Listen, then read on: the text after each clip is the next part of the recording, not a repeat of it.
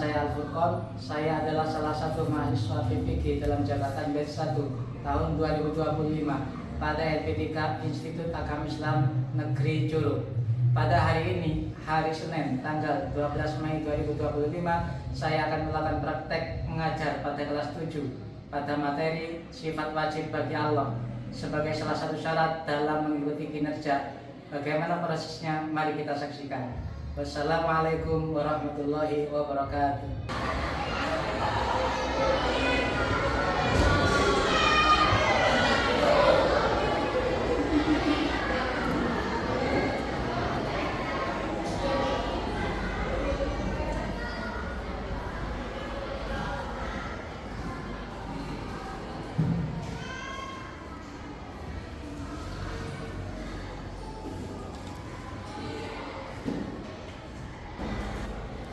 Assalamualaikum warahmatullahi wabarakatuh. Waalaikumsalam warahmatullahi wabarakatuh. Apa kabar hari ini? Baik. Ya, semangat pagi. Pagi. Luar biasa. Allahu Akbar. Ya, Masya Allah luar biasa hari ini. Apa ada yang sakit? Sehat semua? Mantap, Masya Allah. Kita langsung dulu ya.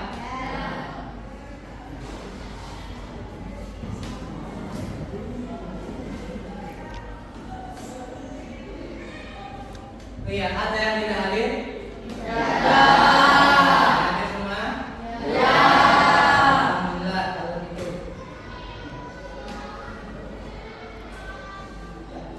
Baik, sebelum kita mulai pembelajaran hari ini, Ilyas untuk memimpin doa dulu ya. Silakan. Mari kita berdoa bersama. Berdoa dimulai.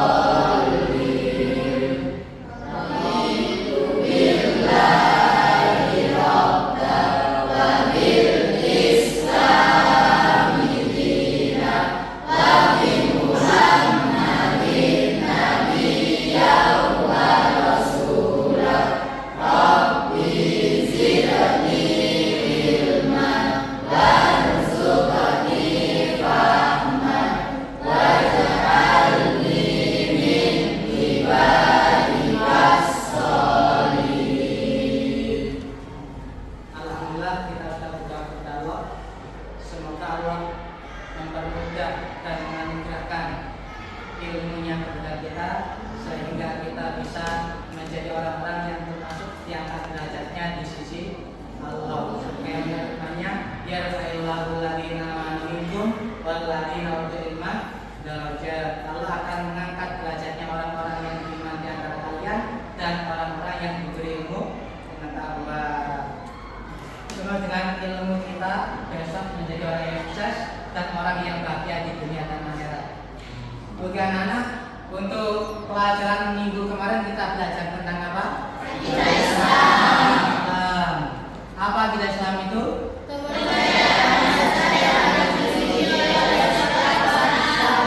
Mantap. Kalau yang ingat, ada berapa dasar akidah Islam?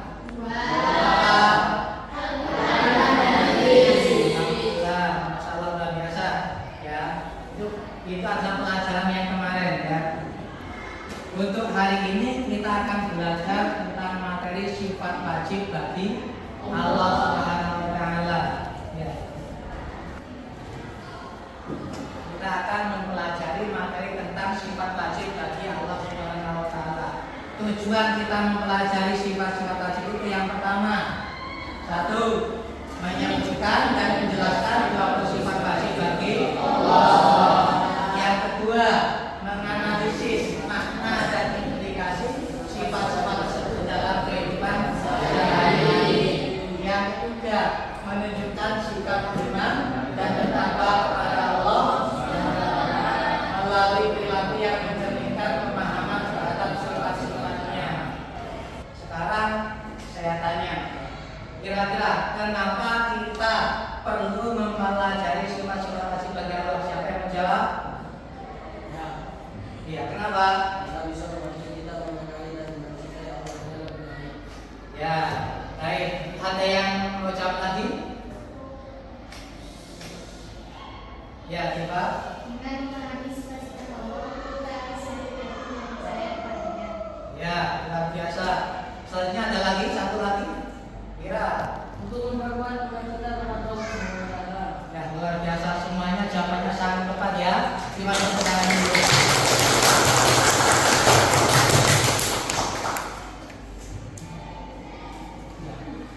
Nah, sebelum kita mengawali pelajaran tentang akidah Islam, tentang sifat wajib Allah, kita baca rangkuman dulu. Ya, ini merupakan stimulus atau rangkuman dari 20 sifat wajib bagi Allah yang syairnya seperti ini. Dengan nama Allah yang Maha Pengasih, yang Maha Penyayang, yang baik sekali. Segala pujian hanya milik Allah, Tuhan kita juga, Tuhan Rasulullah. Sudah bisa lagunya? Ya, ayo kita mulai. 1, 2, 3. Dengan nama Allah yang Maha Pengasih, yang Maha Penyayang, yang baik sekali. Segala pujian hanya milik Allah, Tuhan kita juga, Tuhan Rasulullah. Salawat dan salam atas Nabi kita, dia ahli tauhid, terbaik manusia juga keluarga dan para sahabat, kelompok yang senang padanya merapat kepada Allah. Wajib untuk mengenal sifat 20 kita harus hafal. Sifat wujud Allah artinya ada, sifat tidak itu dahulu maknanya. Sifat Bapa adalah kepermanannya tak berawal dan tak berakhir wujudnya. Sifat mukhalafatul lil hawadisi, beda dengan makhluk harus diyakini.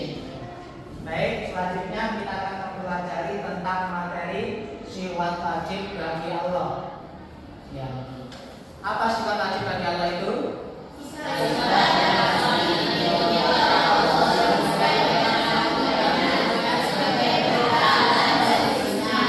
Ya, sifat-sifat yang pasti dimiliki oleh Allah. Ya. Kira-kira ada yang tahu apa saja sifat yang wajib bagi Allah di antaranya? Sifat apa? Wujud. Apa punya sifat wujud? Ada. Sifat wujud itu artinya ada. Artinya Allah itu pasti ada. Tidak mungkin dunia ini ada tanpa adanya Allah. Karena Allah lah yang telah menciptakan dunia ini, alam ini. Yang kedua adalah sifat tidak.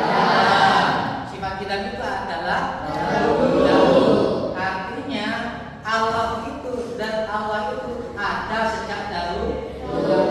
Tetapi dahulunya Allah tidak ada permulaannya, tidak ada awalnya. Beda dengan kita, beda dengan dunia ini. Dunia ini kita ada, meskipun sudah dulu ada, tapi ada permulaannya. Maka itu disebut dengan kudus atau baru. Sedangkan Allah itu dahulunya Allah tidak ada awalnya. Selanjutnya adalah sifat Allah yang artinya kekal. Artinya Allah itu maha kekal. Hidupnya Allah, wujudnya Allah, adanya Allah itu selama-lamanya. Tidak akan mati, tidak akan rusak. Lain dengan kita, lain dengan dunia ini. Kita suatu saat akan mati. Dunia ini suatu saat akan hancur. Termasuk sekolah kita yang bagus ini. Ada dulu sama belum ada, sekolah ini sudah ada. Tapi adanya sekolah ini ada permulaannya, maka disebut lulus. Dan juga suatu saat sekolah ini juga pasti akan hancur. Meja, kursi yang ada di sekitar kita, ya suatu saat akan hancur. Tidak dengan Allah. Kalau Allah selama-lamanya akan tetap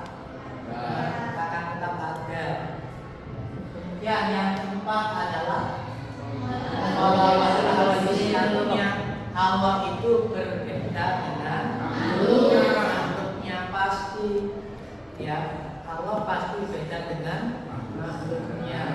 Makanya Allah disebut Khalik, sedangkan kita disebut makhluk. Beda, yang menciptakan dengan yang diciptakan itu pasti beda. Ada orang membuat meja, apakah orangnya sama dengan meja? Ada orang membuat sekolah, apakah sama orang yang membuat dengan yang dibuat? Pasti berbeda. Ya, itu kalau Allah juga seperti itu pasti beda. Kita butuh makan, minum, Allah tidak butuh, karena oleh tidak butuh pada apapun. Itu berbeda dengan makhluk.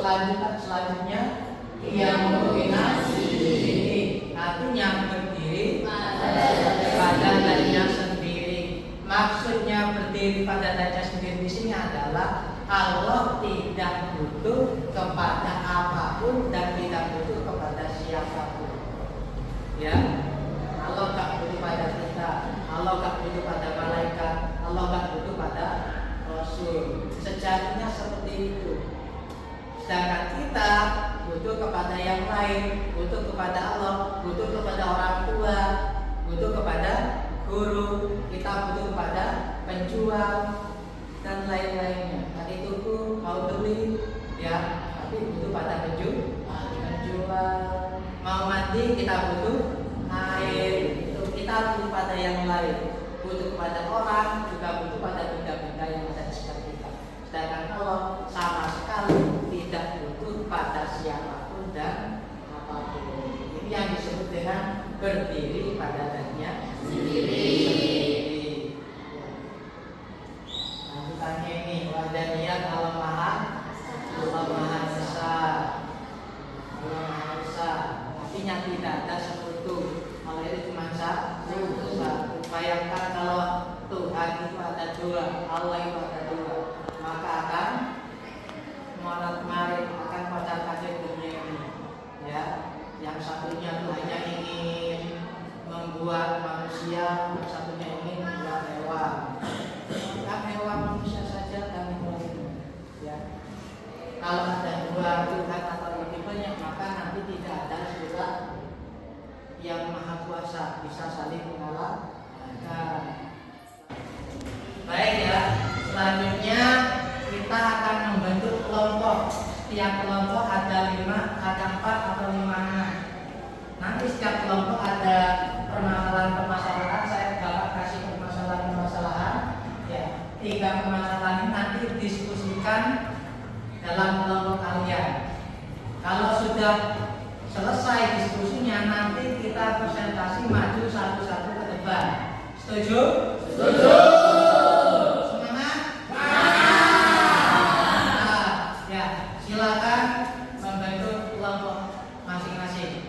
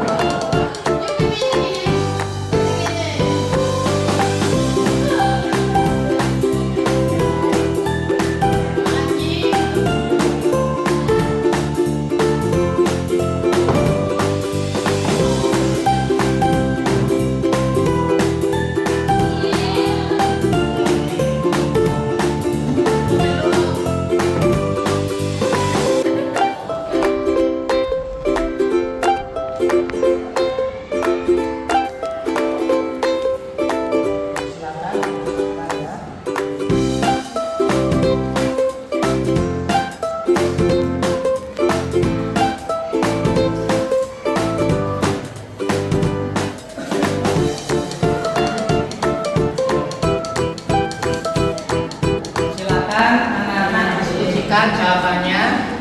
Nah, nanti kalau sudah kita konsentrasi ke depan. Silakan.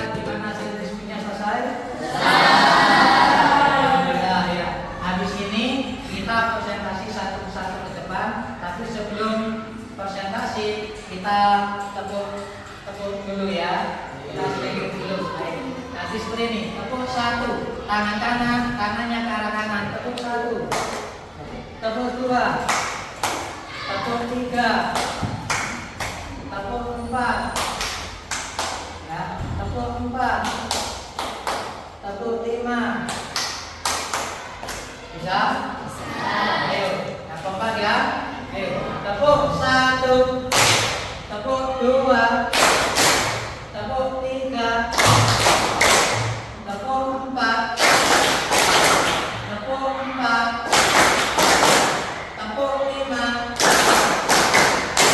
tepuk 5, 3 kali tepuk 5.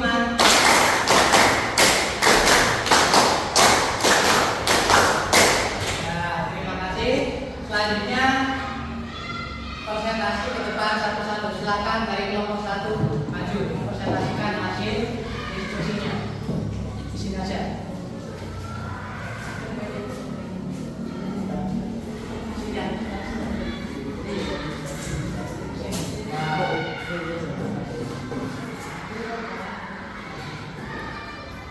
Silakan dipresentasikan hasil diskusi kalian. Assalamualaikum warahmatullahi wabarakatuh. Waalaikumsalam warahmatullahi wabarakatuh. Kami dari kelompok 1 akan menyampaikan diskusi kami. Ya, silakan. Nomor 1. Allah Subhanahu wa taala memiliki sifat yang hatinya ada. Coba diskusikan bersama teman-temannya apa saja mimpi keberadaan Allah yang bisa kalian amati dalam semesta atau dalam kehidupan sehari-hari. Jawab. 1. Menurut kami, bukti adanya Allah bisa kita lihat pada adanya alam semesta ini. Alam semesta ini tidak mungkin ada dengan sendirinya, tidak ada yang menciptakannya. Sederhananya seperti ini. Misal, dalam kelas ini ada meja, bangku, kursi. Semua ini tidak mungkin ada dengan sendirinya tanpa ada yang akan membuatnya. Jadi jelas bahwa Allah tidak ada yang menciptakan dunia dan alam semesta ini. Ya, baik jawabannya. Kasih berikan dulu. Ya. Nomor 2. Salah satu sifat wajib Allah Subhanahu wa taala adalah menghalalkan rezeki. Artinya Allah Subhanahu wa taala berbeda dengan semua makhluk ciptaannya. Diskusikan apa saja contoh perbedaan berdasarkan nama Allah Subhanahu wa taala dengan manusia atau alam semesta. Perbedaan antara Allah Subhanahu wa taala dengan manusia atau makhluk lainnya adalah seperti manusia Tuhan suruh minum, istirahat atau sedangkan Allah tidak. Manusia punya kuasa jahat, Allah tidak. Allah tidak galak dan tidak bersalah. Perbedaan antara Allah Subhanahu wa taala dengan seperti manusia. Ya, nomor 3. Tiga, kekacauan atau masalah apa saja yang mungkin terjadi di alam semesta ini? Jawabannya, menurut kami, kalau Tuhan adakannya, alam semesta ini bisa jadi kacau balau. Misalnya, satu Tuhan mau matahari terbit, Tuhan yang lain mau bulan yang muncul, atau satu Tuhan mau musim hujan, Tuhan lainnya mau musim kemarau. Pasti akan ada perselisihan kehendak antar Tuhan-Tuhan itu, dan akhirnya tidak akan ada keteraturan seperti yang kita lihat sekarang. Ya, sudah. Silakan kalau ada yang mau tanya. Ya, Isma, mau tanya silakan. Mengapa penting bagi kita untuk meyakini kalau Allah wujud atau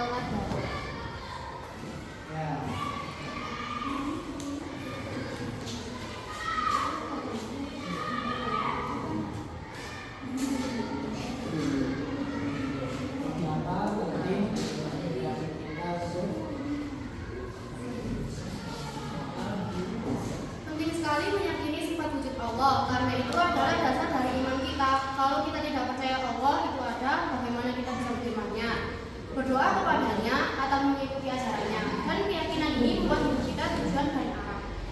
Ya, terima kasih. Presentasinya sangat luar biasa. Kasih tepuk tangan dulu. Ya, dari kami, Assalamualaikum warahmatullahi wabarakatuh.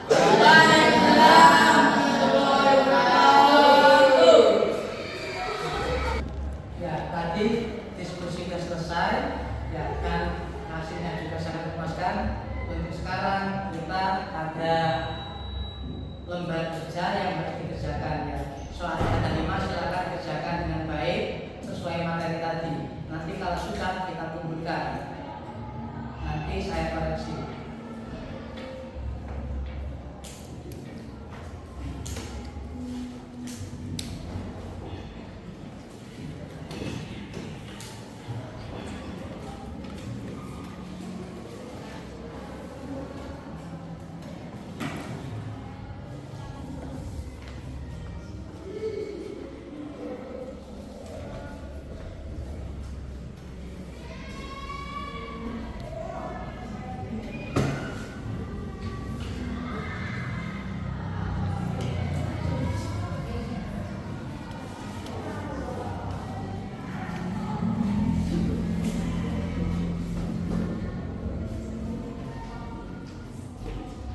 Silakan soalnya dipahami dengan baik.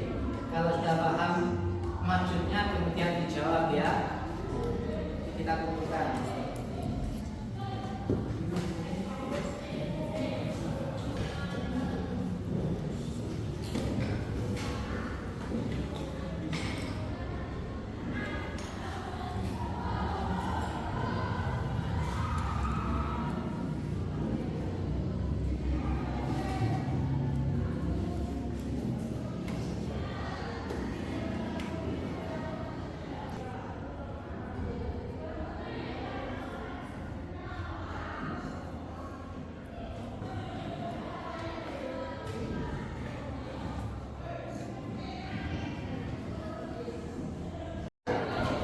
Sudah selesai? Silakan saya minta tolong kepada Eva yang memiliki Hamid dikumpulkan bukunya Putra Leandri. Silakan diambil soal-soalnya.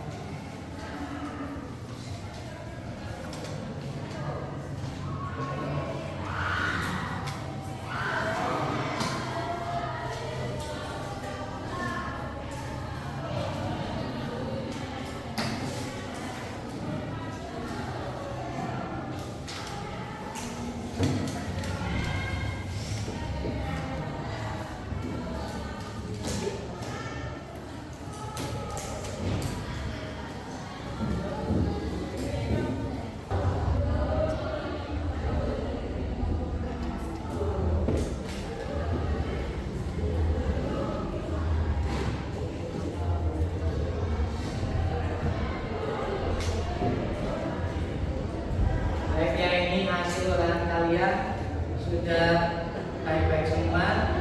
Ya sudah di atas KKM. Cuma ada 2 siswa yang masih ada di bawah KKM.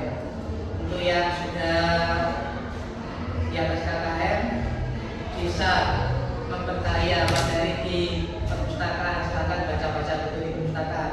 Untuk yang belum tuntas itu nanti istirahat menemui bapak di kantor.